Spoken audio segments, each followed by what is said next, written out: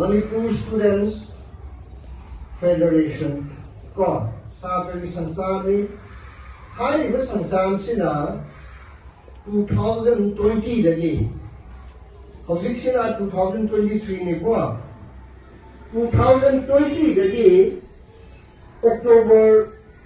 13th of October dagi honga ikoi di hatta bani sasa wase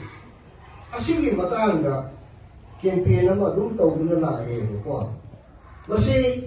tasembali di MSF natana atopa sansan kaya marunong na sutawli adubu sa sansan naman na asumahay na initiative kawirap kasi ako'y ahan mamagdada MSF di Drugs Affairs Secretary mo ako'y agad po panggok-sari muna na nasigi campaign na sila ako'y na hangjing gadaba hanggadaba kari dakanay ko no haibado ay na ay knowledge oy na ba koi puno magke na koi khattani natte roi na makki oy na mainly koi gi younger generations sai tare koi gi future generations mainly sa sing gi oy na koi wari wata ikara tawmina si direction program ma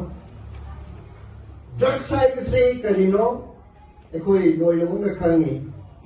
drug side se afabada susijinanaba drugs lay kudam oine koi fever tawre hairo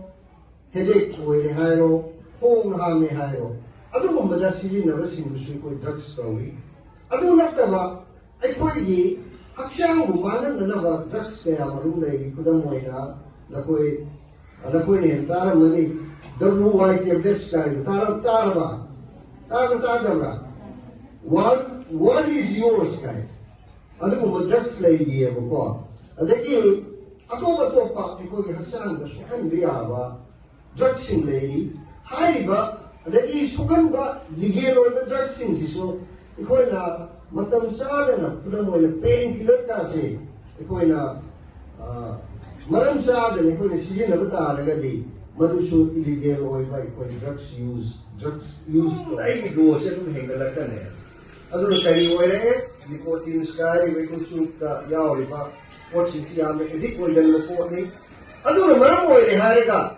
drug addiction na sila hai slogan singo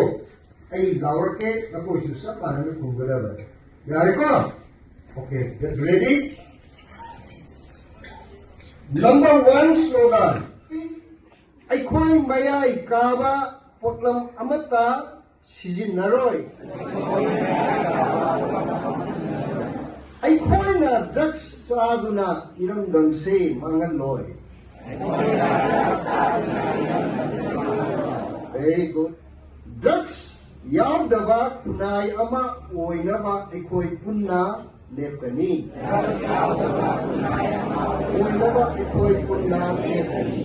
Number 6 ꯗ꯭ꯔꯒꯁꯇꯒꯤ ꯏꯔꯝꯗꯝ ꯀꯟꯁꯤ ꯑꯩꯈꯣꯏ ꯏꯃꯥ ꯂꯩꯕꯥꯛ nushigani